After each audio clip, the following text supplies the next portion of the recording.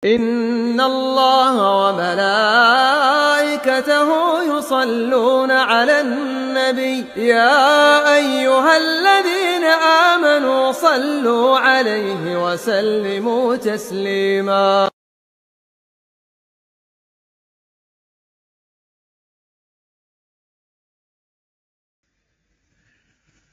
Nah, sebagaimana kita katakan di mana Abu Bakar radhiyallahu anhu mempekerjakan semua keluarganya dalam rangka perjuangan di jalan Allah Subhanahu wa taala. Anaknya Asma begitu berani membela ayahnya dan Rasul sallallahu alaihi wasallam. Waktu itu Rasul sallallahu alaihi wasallam dikepung, ya kan? Di rumahnya ternyata Rasul pun bisa lewat melemparkan debu dan berkata syahatil wujuh.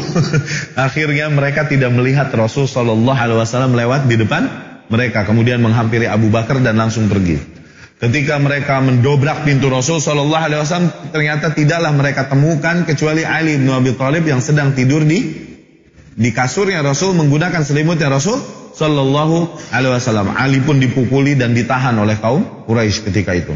Kemudian mereka langsung mendatangi rumah Abu Bakar karena mereka tahu Rasul pasti ke Abu Bakar dulu. Sampai Abu Bakar ternyata udah pergi, yang ditemukan hanya Asma. Ini Asma bintu Abi Bakar. Waktu itu umurnya 12 tahun. 12 tahun. Okay? Asma pun ditanya, "Aina Abu? Mana bapakmu? Mana ayahmu?" Asma berkata, "La adri." Berani dia berkata, "Enggak tahu."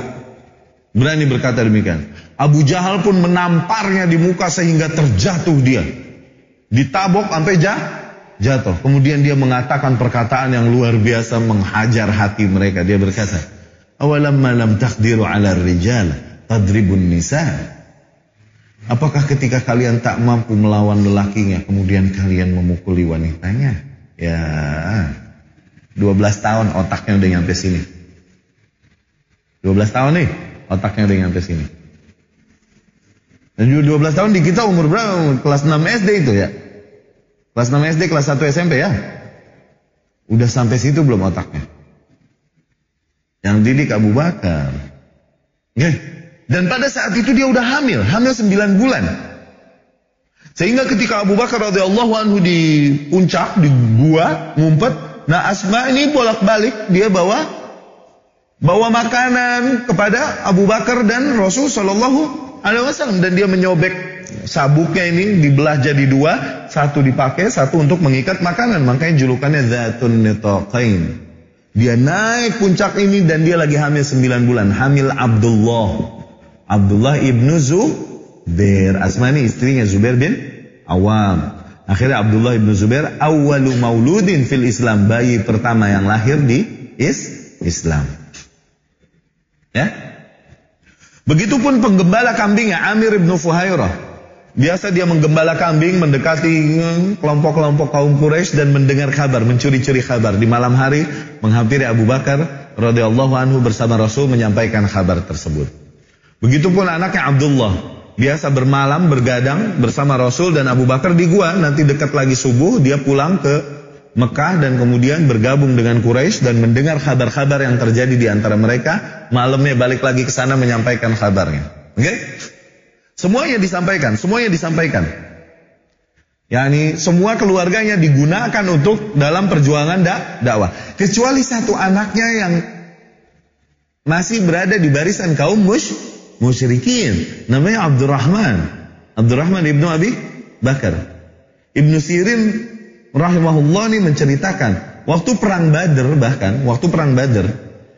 Abdurrahman ibnu Abi Bakar ini masih bersama pasukannya Abu Jahal. Sementara Abu Bakar radhiyallahu anhu berada di pasukan kaum muslimin paling depan bersama Rasul sallallahu alaihi wasallam. Falamma aslam, namun beberapa waktu kemudian setelah dia masuk Islam, setelah Abdurrahman ibnu Abi Bakar masuk Islam, dia berkata kepada ayahnya, "Laqad ahdafta ilayya yawma Badr, fansaraftu ank, walam aqtuluk, atau walam uqatiluk." Kau telah mengincarku waktu hari Badar. Aku tahu. Yang dia berkata kepada ayahnya, "Kau mengincarku waktu hari Badar kan? Dan aku terus berpaling darimu, dan aku tak mau membunuhmu atau memerangimu." Ya kan? Abu Bakar pun radhiyallahu anhu berkata, Amma in ahdaftali, yani adapun kalau kau yang mengincarku, maka aku tak akan berpaling, aku sendiri yang akan membunuhmu. Lihat, yani kecintaannya, pembelaannya kepada Rasulullah SAW sampai melewati batas fitrahnya sebagai manusia yang mencintai anak, iya kan? Pernah kita ceritakan, cinta ini ada dua kan? Cinta fitri sama cinta taklifi. Bukan sinetron, nonton TV mulu di rumah. Ya, cinta ini ada dua jenis, fitri sama taklifi. Fitri yani fitrah, di mana manusia emang diberikan oleh Allah cinta di situ deh. Taklifi emang cintanya beban, tanggung jawab. Oke? Cinta fitri, contoh, cinta orang tua kepada anak. Emang Allah berikan cinta yang besar di hati orang tua kepada anak. Iya gak? Cinta taklifi, contoh cinta anak sama orang tua, nggak terlalu besar. Yang lebih besar rasa tanggung jawabnya. Tanggung jawab, ini ayahku, ini ibuku. Akhirnya dia lakukan apa yang dia lakukan sebagai tanggung jawab. Bukan karena cinta, awas. Tapi ayah atau ibu sama anak itu karena cinta. Makanya di Al-Quran cari dia. Ada nggak ayat yang nyuruh kepada para orang tua berbuat baiklah kalian kepada anak? Ada gak? Wasiat Allah bagi para orang tua untuk berbuat baik kepada anak ada gak di Al-Quran? Gak ada. Adapun wasiat Allah kalaupun pada orang tua untuk kepada anak nih, urusan waris, yusikumullahu fi auladikum lidzakari mithlu hadzil unthayain. Itu doang. Karena apa? Kenapa demikian? Nggak usah disuruh, pasti mereka mencintai anaknya. Nggak usah disuruh ngasih makan, pasti ngasih makan. Kalau perlu mereka lapar, anaknya yang makan. Nggak usah disuruh. Kenapa? Fitrah emang udah built in, udah dibikin demikian. Allah taruh cinta yang besar di hati mereka. Oke? Tapi anak kepada orang tua, ada nggak perintah Allah kepada para anak untuk berbakti kepada orang tua di Al-Quran? Banyak. Kenapa? Karena tiap manusia diuji dengan hal itu. Untuk menjalankan tanggung jawabnya berbakti dengan baik kepada orang tua. Lihat, ada cinta fitri, ada cinta taklifi. Makanya di dalam syariat Islam, lihat betapa sesuainya dengan psikologi manusia. Kalau orang tua bunuh anak, di syariat Islam, nggak dikisos nih, orang tua nggak dibunuh. Nggak dibunuh. Ini orang bunuh orang kan dikisos, ya kan? Walakum fil qisas hayatun ya ulil albab. Tayyib gak? Iya gak? Orang bunuh orang.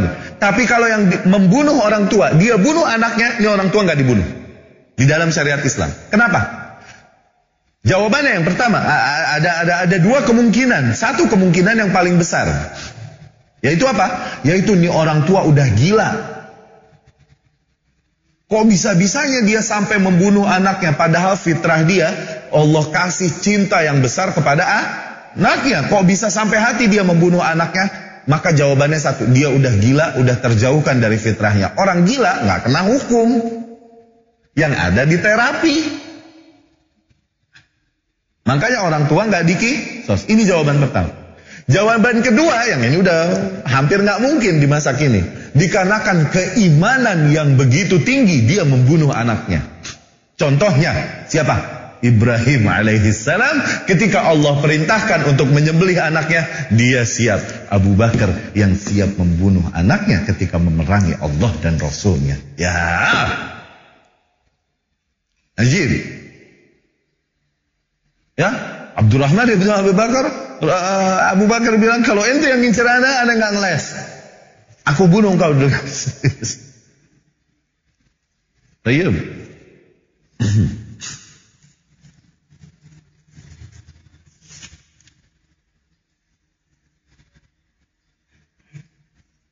Dan di perang Badar ketika itu, sebagaimana yang kita katakan, ya kan? Diriwayatkan Imam Hakim Al-Hakim An-Naisaburi dan juga Abu Ya'la rahimahumullah dan Ahmad rahimahullah, dikatakan kepada Ali bin Abi Thalib, yang berkata Rasul sallallahu alaihi wasallam, yakni Rasul berkata kepada Ali bin Abi Thalib dan kepada Ali bin Abi Thalib dan Abu Bakar, bersama salah seorang di antara kalian Mikail ikut berperang Badar, waktu Badar. Bersama salah seorang di antara kalian ada Mikail dan yang lain ada Jibril.